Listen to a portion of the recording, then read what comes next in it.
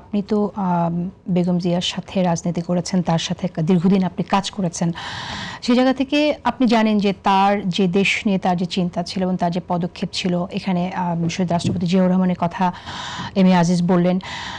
জিয়াউর রহমানের যে আদর্শ এবং বেগম জিয়ার যে আদর্শ, তাদের আদর্শের জন্য তারা সেটা আসলে প্রাণ দিয়ে, বেগম জিয়া জীবন দিয়ে সেটা প্রমাণ করে গেছেন।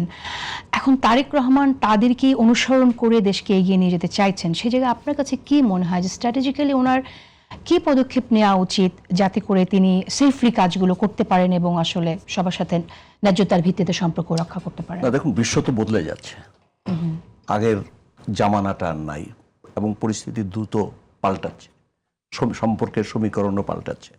এবং এখন এই যে পরিবর্তনশীল বিশ্ব ব্যবস্থায় নতুন যে বিশ্ব ব্যবস্থার দিকে আমরা যাচ্ছি, সেখানে কিন্তু এই সম্পর্কের সমীকরণগুলো অনেক বেশি জটিল হয়ে গেছে, অনেক বেশি কঠিন হয়ে গেছে এবং অনেক বেশি সন্তর্পণে পা ফেলবার বিষয় আছে।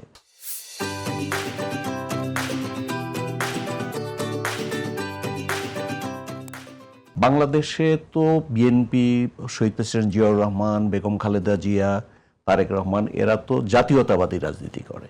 জাতীয়তাবাদী রাজনীতি মানে ওই যে তারেক রহমান স্লোগান দিয়েছেন, বাংলাদেশ ফার্স্ট, সবার আগে বাংলাদেশ, সবার আগে বাংলাদেশ। তো এটা হচ্ছে জাতীয়তাবাদী রাজনীতির সার কথা, মূল কথা। অর্থাৎ আমি আমার দেশের স্বার্থ, আমার দেশের মানুষের কল্যাণ, এগুলোকে অগ্রাধিকার দেব। আমি যে সম্পর্কটা নির্ণয় করব, যে সম্পর্কটা ঠিক করব, সেই সম্পর্কের মূল লক্ষ্য হবে, মূল উদ্দেশ্য হবে আমার জাতীয় স্বার্থকে রক্ষা করা এবং আমার দেশের মানুষের কল্যাণকে সুনিশ্চিত করা। এটাই হচ্ছে জাতীয়তাবাদী রাজনীতির মূল কথা, সার কথা। তো এখানে যেটা এখন এই যে সমীকরণ যে পাল্টে যাচ্ছে বা গেছে, সেটার নিরিখেই কিন্তু আমাদেরকে পদক্ষেপগুলো নিতে হবে। পররাষ্ট্রনীতির ক্ষেত্রে, কূটনৈতিক ক্ষেত্রে আমাদের সেই পদক্ষেপগুলো নিতে হবে। আজকে কিন্তু আপনি যদি দেখেন তাহলে যে মানে চীনের সঙ্গে যে যুক্তরাষ্ট্রের একটা দ্বন্দ্ব কিন্তু আছে, অনেক ক্ষেত্রে আছে, অনেক ক্ষেত্রে বাণিজ্যের ক্ষেত্রে আছে, নানা দিক থেকে আছে। আবার কিন্তু তাদের মধ্যে কিন্তু মৈত্রীও আছে। এই যে চীন ছাড়া কিন্তু আমেরিকা চলতে পারবে না, যুক্তরাষ্ট্র। আপনি জানেন, আপনি নিজেও যুক্তরাষ্ট্রে ছিলেন, যুক্তরাষ্ট্রের বাজার এটা তো ধরেন চীনের পণ্যের নিয়ন্ত্রণে পুরোপুরি। রাতারাতি এই বাজার বদলে দেওয়া সম্ভব হবে না।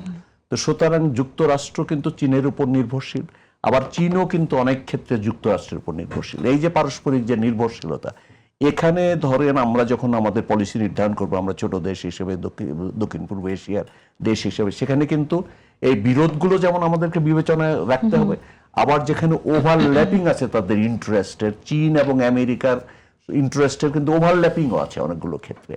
যেমন আপনার ইন্ডিয়ার ক্ষেত্রে দেখেন, ইন্ডিয়া কিন্তু একই সাথে কিন্তু রাশিয়ার সঙ্গে সম্পর্ক রাখছে, আবার কিন্তু যুক্তরাষ্ট্রের সঙ্গে সম্পর্ক আছে। কেননা ওখানে কিন্তু রাশিয়ার সঙ্গে যুক্তরাষ্ট্রের যেমন দ্বন্দ্ব আছে, বিরোধ আছে স্বার্থের, আবার কিন্তু স্বার্থের সমীকরণ আছে, ওভারল্যাপিংও আছে।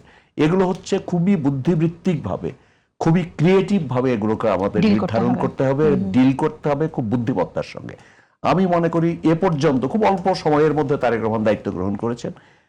তার যে যতগুলো পদক্ষেপ আমি যতটুকু দেখেছি, যেমন ধরুন আপনার পররাষ্ট্রমন্ত্রী রাশিয়াতে গেছেন, রাশিয়ার সঙ্গে একটা কতগুলো বিষয় যেগুলো রাশিয়ার সঙ্গে আমাদের দরকার, সেটা কিন্তু তারা ডিল করবার চেষ্টা করেছেন সেখানে। আবার মানে যুক্তরাষ্ট্রের সঙ্গে সম্পর্ক বাড়াবার জন্য যা যা করা দরকার সেটা করছেন। যেমন যুক্তরাষ্ট্রের সমর্থন নিয়েই তো বাংলাদেশ আজকে বিশ্বসভায় জাতিসংঘ পরিষদের সভাপতিত্ব পদ লাভ করেছে। আবার চায়নার সঙ্গে, মালয়েশিয়ার সঙ্গে এবং ভারতের সঙ্গেও তো আমরা বৈরিতা চাই না। মুশকিল হচ্ছে যে ভারত কতগুলো মানে সেই অনেক পুরনো মাইন্ডসেটের মধ্যে তারা বন্দী হয়ে আছে। এখানে যে আজকে সহযোগিতা বাড়াতে হবে, এখানে সমস্ত ক্ষেত্রে সহযোগিতা, বা ওই যে যেটা এম এ আজিজ সাহেব একটু আগে বললেন, যে তারা তো মানে তার চারপাশের রাষ্ট্রগুলোকে সবাইকে বৈরী তৈরি করেছে। তারা বৈরী বেষ্টিত একটা রাষ্ট্র হয়ে আছে। তাদের রাষ্ট্র গায়ে গতরে তারা বড়, তাদের আয়তন অবয়বের দিক থেকে বড়, কিন্তু তাদের মন, তাদের মগজ এগুলো খুবই সংকীর্ণ। তাদের হৃদয় ব্যর্থতা থেকে তারা শিক্ষা কেন নিচ্ছে না? ব্যর্থতা থেকে তাদের শিক্ষা নিতে হবে। কেন যে আজকে যে জটিলতা তৈরি হয়েছে গোটা বিশ্ব ব্যবস্থায়, ভারত কিন্তু স্ট্রেট চলতে পারবে না, গায়ের জোর করে কিন্তু চলা যাবে না, সেও চলতে পারবে না। আজকে বিকল্প তৈরি হয়ে গেছে। আজকে দেখেন, এই যে এক সময় কিন্তু আমরা যুক্তরাষ্ট্রকে দেখেছি পুরোপুরি ভারত নির্ভর, দক্ষিণ পূর্ব এশিয়াতে পুরোপুরি তাদের পলিসি ভারত নির্ভর ছিল। আজকে কিন্তু তারা সাইড ট্র্যাক করে পাকিস্তানের সঙ্গে পাকিস্তানের প্রতি নির্ভরতা তাদের বাড়ছে। চীনের বন্ধু, সবচেয়ে ঘনিষ্ঠ বন্ধু এই অঞ্চলে হচ্ছে পাকিস্তান। সেই চীনের সবচেয়ে ঘনিষ্ঠতম বন্ধুর সঙ্গে কিন্তু যুক্তরাষ্ট্র আন্ডারস্ট্যান্ডিং করছে, কাজ করছে একত্রে নানা ক্ষেত্রে। তারপরে যে বিভিন্ন এই যে ইরানের সঙ্গে যে ইরান যুক্তরাষ্ট্র বৈশ্বিক সম্পর্কের সমীকরণগুলো বদলে যাচ্ছে। তো সুতরাং আমাদের দেখেন পাকিস্তান থেকে কিন্তু আমরা শিখতে পারি। সেটা হচ্ছে পাকিস্তান কি করেছে এখানে। পাকিস্তান কিন্তু চীনের সবচাইতে ঘনিষ্ঠ বন্ধু এই অঞ্চলে, কিন্তু তার সঙ্গে যুক্তরাষ্ট্রের কিন্তু সম্পর্কের কোনো অবনতি ঘটেনি, বরং এটা উন্নতি ঘটছে। এবং ভারতের চাইতে কিন্তু বেশি এখন ঘনিষ্ঠ হয়ে যাচ্ছে যুক্তরাষ্ট্রের পাকিস্তান।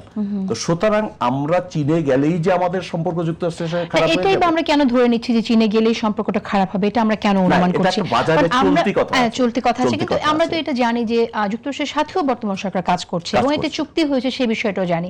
তবে এই চুক্তিটা হওয়ার পর ইন্টারেস্টিংলি আমরা তখন শুনলাম যে এমন একটি চুক্তি হয়েছে যে অন্য কোনো দেশের সাথে কোনো চুক্তি, কোনো বিশেষ করে সামরিক কোনো কিছু কিনতে গেলে তাদের অনুমতি লাগবে, এ ধরনের তথ্য সামনে এসেছে, বয়ান সামনে এসেছে। কিন্তু আমরা দেখলাম যে চীনের সাথে যে চুক্তিগুলো হলো, যে এমওইউ হলো, সেখানে কিন্তু সামরিক বিষয় নিয়ে, সামরিক কিছু আইটেমস নেওয়ার ব্যাপারে একটা চুক্তি হয়েছে। তার এর অর্থ দাঁড়াচ্ছে হচ্ছে যে কথাগুলো সামনে এসেছিল সেটা আসলে সম্পূর্ণ সত্যি না।